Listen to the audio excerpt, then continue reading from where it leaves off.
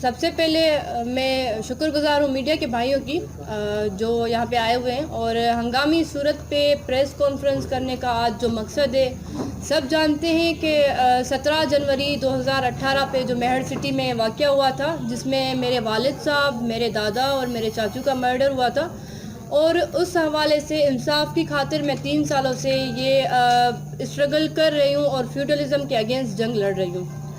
آج press conference کرنے کا مقصد سب جانتے ہیں کہ یہ جو کیس ہم پرسو کر رہے ہیں، اس میں پاکستان پیپلز پارٹی کے 2 sitting M P as Sardar Khan Chandio اور برہان چانڈیو، جو کہ ایکیوزڈ ہیں، جو کہ قاتل ہیں، جن پہ ایلیگیشنز ہیں، جن پہ چارجز ہیں، اور وہ ابھی ہمارے میہر سٹی میں کچھ دیر پہلے آئے اور انہوں نے آ کر سریعام تھریٹ کیا ہے۔ اور دیکھیں، میں یہ اعلیٰ اداروں سے اپیل کرتی ہوں، ان کو آگاہ کرنے کے لیے میں نے پریس کانفرنس کی ہے کہ کیس ایک کورٹ میں چل رہا ہے، یہ کوئی موٹر سائیکل چوری ہونے کا کیس نہیں ہے۔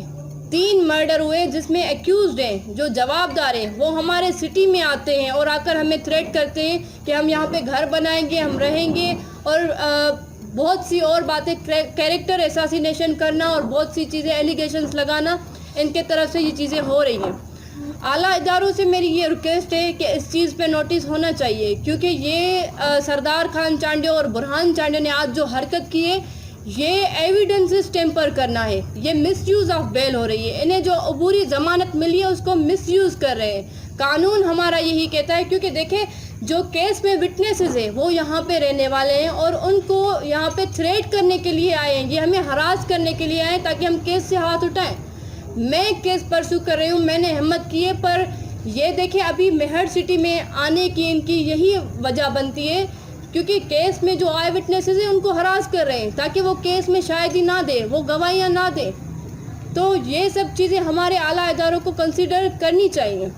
اور دوسری بات، آج سردار خان چانڈیو نے میہر سٹی میں آ کر اعلان کیا ہے کہ اس نے سریعام اپنی اسپیچ میں یہ بھی کہا ہے کہ یہ ہم اگر اس فوٹو نکالتے تو یہ عدالت میں پیش کر دیتے، تو ہمارا رائٹ ہے۔ اور دوسری بات، ہمارا قانون کسی بھی ایکیوز کو یہ اجازت نہیں دیتا کہ آپ فرنٹ سیٹ پر بیٹھ کر، جہاں پہ سینئر لائرز بیٹھتے ہیں، وہاں پہ بیٹھ کر سیلفیز نکالیں۔ یہ سریعام توہین عدالت کی جا رہی ہے، تو ہمارے ادارے کہاں پہ ہیں؟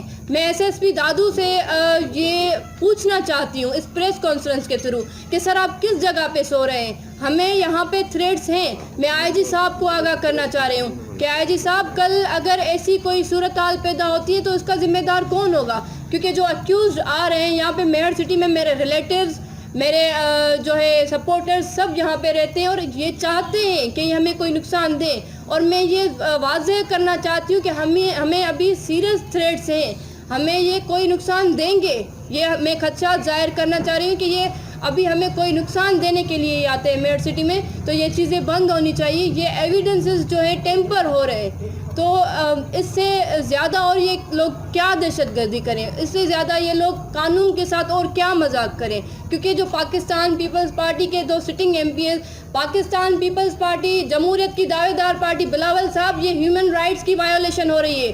آپ ہیومن رائٹس کے اسٹینڈنگ کمیٹی کے چیئرمین ہیں، تو آپ لوگ کہاں پہ سو رہے ہیں؟ ہمیں تھریٹس ہیں، اگر کوئی بھی نقصان ہوتا ہے اس کے ذمہ دار سب سے پہلے سردار خان چانڈیو، برہان چانڈیو اور پاکستان پیپلز پارٹی کی قیادت اور سندھ پولیس ہوگی۔ اور اس کے علاوہ ایک اور میں میسج دینا چاہتی ہوں، جو یہاں پہ میرے میہر سٹی میں جو بھائی ہیں اور کچھ، کیونکہ یہ جو لوگ لے کے آتے ہیں، ابھی بھی آج یہ انہوں نے جو جلسہ کیا ہے، نہ یہ یہاں کے نمائندے ہیں، نہ یہاں کے ایم پی ایز ہیں۔ ٹھیک ہے، اگر قانون سب کو رائٹس دیتا ہے، پر یہ جواب دار ہیں اور جواب داروں کو یہ رائٹ نہیں بنتا کہ آپ آ کر تھریٹ کریں۔ اور جو میہر سٹی کے کچھ لوگ انہیں فیسیلیٹیٹ کر رہے ہیں، وہ بھی یہ سن لے کہ مرتضیٰ چانڈیو کی طرح یہ آپ لوگوں کو بھی مس یوز کر رہا ہے، اور کل اگر ہمیں کوئی بھی نقصان ہوگا تو اس کے ذمہ دار آپ لوگ بھی ہوں گے، میہر سٹی کے وہ لوگ جو ان کو فیسیلیٹیٹ کر رہے ہیں، جو قاتلوں کو فیسیلیٹیٹ کر رہے ہیں۔ تو یہ چیزیں میں ریکارڈ پہ رکھنا چاہتی ہوں، اور آج پریس کانفرنس کرنے کا مین یہی مقصد تھا کہ ہم آگاہ کرنا چاہتے ہیں ہمارے لا انفورسمنٹ ایجنسیز کو، سب اداروں کو، یہ میسج دینا چاہتے ہیں کہ ہمیں خطرہ ہے اور یہ چیزیں کنسیڈر ہونی چاہیے۔ बहुत शुक्रिया। इहो आहे त मुंहिंजी अम्मी 18 ग्रेड जी बिल्कुलु ऑफिसर आहिनि ऐं मुंहिंजी अम्मी एक्स पाकिस्तान लीव ते आहिनि ऐं उहे गैर क़ानूनी कोई तरीक़ो न आहे, हर शइ मौजूदु आहे, लीगली अम्मी छुटी ते वियल आहे पाकिस्तान खां ॿाहिरि। ऐं उन खां अलावा अम्मी तव्हांखे ख़बर आहे त हिनमहिल कोविड जो जेको इशू हले पियो, फ्लाइट्स जेके हुआ उहे न पिया अचनि, फ्लाइट्स जेके आहे उहे कैंसिल हुआ, इन जे करे मुंहिंजी अम्मी न पिए अची सघी। उन खां अलावा उते मुंहिंजी अम्मी जा हेल्थ इशूज़ आहिनि जंहिंजे करे अम्मी उते इलाजु कराए पई। असां हिते रिटायरमेंट जी एप्लीकेशन ॾिनी, जॾहिं असां एप्लीकेशन ॾिनी आहे त हू असांखे रिटायरमेंट ॾियण जे लाइ तयार ई न आहिनि, छो त तव्हां सभु सम्झो था सिंध गवर्नमेंट कंहिंजी आहे, हीअ सिटिंग MPs कंहिंजा आहिनि, हीअ सॼो सियासी चकर आहे, असांखे सियासी विक्टिमाइज़ कयो थो वञे ऐं जेको आहे सो हीअ पूरी कोशिशि कनि था। पर अलहमदिल्ला जेका बि शइ आहे असां साबित करण जे लाइ तयार आहियूं। मुंहिंजी अम्मी एक्स पाकिस्तान लीव ते आहे, जेके शयूं मौजूदु आहिनि। बाक़ी रिटायरमेंट जो जेको आहे डिपार्टमेंट ते डिपेंड थो करे त हू कॾहिं रिटायर करनि था। असां एप्लीकेशन ॾेई चुका आहियूं पर हू असांजी एप्लीकेशन 4-5 महीना थी विया आहिनि, पर हू सियासी वजह सां एक्सेप्ट नथी कई वञे। असांजी उन्हनि जी त तालीम हले थी पई हुते। जी जेका स्टेज आहे केस जी, जेका कमिंग हेयरिंग आहे, नेक्स्ट हेयरिंग, उन ते सरदार ख़ान चांडियो, बुरहान चांडियो जी बेल एप्लीकेशन ते आर्ग्यूमेंट्स थींदा ऐं तॾहिं ई सॼा हरबा हलाया पिया वञनि। हीअ टैक्टिस हिननि जे तरफ़ खां इन जे लाइ थिया अचनि छो त हिननि खे ख़बर आहे कानून खां मथे ई न आहिनि ऐं हीअ हिनमहिल कानून जे ॼार में फासी चुका आहिनि। इन जे करे ई हीअ करनि था ऐं हीअ असांखे नुक़सानु ॾियण जे चकर में आहिनि ऐं मां रिकॉर्ड ते रखां थी त असांखे नुक़सानु ॾींदा। हिनमहिल वाज़े शइ आहे त हीअ असांखे नुक़सानु ॾींदा ऐं इहा शइ रिकॉर्ड ते अचणु घुरिजे त असांखे नुक़सानु आहे ऐं जेके इदारा आहिनि उन्हनि खे नोटिस वठणु घुरिजे इन शइ जो, हिननि खे रोकियो वञे। ही मिसयूज़ ऑफ बेल आहे। असांजे ऑनरेबल अदालतुनि खे इहा शइ जेको आहे सो पंहिंजे नॉलेज में रखणु घुरिजे ऐं उन्हनि खे कंसिडर करणु घुरिजे त ही जेके आहिनि टेम्पर करनि था, मिसयूज़ ऑफ बेल कनि था, एविडेंस टेम्पर करनि था, इहे शयूं असांजे कानून में त न आहिनि। हीअ कहिड़े कानून जे तरह थिए एतिरी अदालतुनि सां आंख में चोली थिए थी, हीअ मज़ाक़ लॻाए वेठा आहिनि। सॼे तव्हां मेरठ शहर जा सहाफ़ी ॿाहिरि मौजूदु आहियो, इहा शइ कंहिंखां बि लिकियल न आहे। हिननि न्याज़ल जावरी जे घर ते जेको कब्ज़ो कयो, सरदार ख़ान चांडियो सरेआम फायरिंग कराई मेरठ सिटी में, उहा शइ कंहिंखां गुझी आहे। उनखां अलावा जतोई साहिबान जेके चवनि था त हीअ राग ॻाईंदा था वञनि त असांजा सियासी मुखालिफ़ आहिनि ऐं जिन ते हिननि खे शायदि चइजे त खणी बाहियूं आहिनि, सो उन्हनि जे ज़मीनुनि ते बि त ई कब्ज़ा करे वेठा आहिनि। त कब्ज़ा माफ़िया केरु चइबो? उन खां अलावा जेको आहे सो सैदी मुसाणी ते जेको आहे सो ज़मीनूं आहिनि उन्हनि ते ई कब्ज़ा करे वेठा आहिनि। भान में हाणे हिननि ज़मीनूं वरितियूं जिन ते फॾा हलनि था, उहे केरु था कब्ज़ा कनि? हिननि जा जेकॾहिं रिकॉर्ड खोलण ते असां अचूं त सॼी राति गुज़री वेंदी। हिननि खां जॾहिं केरु पुछे थो त तव्हां ते जेके चार्जिस आहिनि मर्डर जा, मेहड़ केस, तव्हां जवाबदार तव्हांखे छो ॼाणायो वियो आहे, त हीअ कैरेक्टर एसासिनेशन करण ते अचनि था, हीअ इल्ज़ाम तराशू कनि था। हिकिड़े मिंट लाइ अगरि मञियो वञे ठीकु आहे, असां गुनाहगार अगरि आहियूं बि, असां रियासत जा आहियूं, रियासत असांखे सज़ा ॾे। तव्हां केरु थींदा आहियो मर्डर करण वारा? तव्हांखे अगरि चयो थो वञे त तव्हां पाण खे बेगुनाह साबित कयो त तव्हां जेको आहे सो विढ़ण ते अची था वञो, तव्हां इल्ज़ाम तराशुनि ते अची था वञो।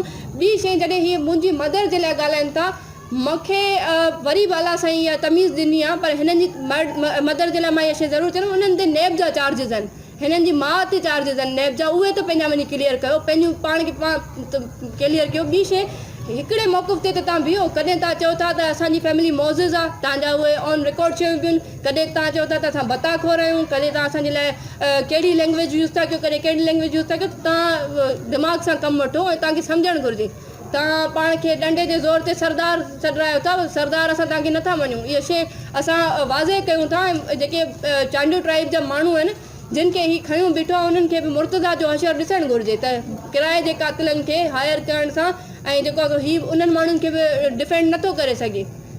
इहा जेका शइ चवे थो त असांखे सियासी विक्टिमाइज़ कयो थो वञे, त हमेशह मूं चयो त मर्डर केस में कंहिंखे बि सियासी विक्टिमाइज़ न कयो वेंदो आहे। उन खां अलावा 2009 में बुरहान चांडियो पीउ ऐं पुट खे क़तलु कयो, जेका हुन ते FIR मौजूदु आहे। उन में इन्वेस्टिगेशन ऑफिसर जेको हाणे किराए जो कातिल अली गौहर चांडियो जेल कस्टडी में आहे, उनजो पुटु इमदाद चांडियो हुयो। त पुलिस हिननि खे छो न जेको आहे सो रिलीज़ कंदी या डिस्चार्ज कंदी? छो त IG साहब पाण एडमिट कनि था त मुंहिंजे पीठ पिछे मुंहिंजे पोयां सियासी भर्तियूं आहिनि।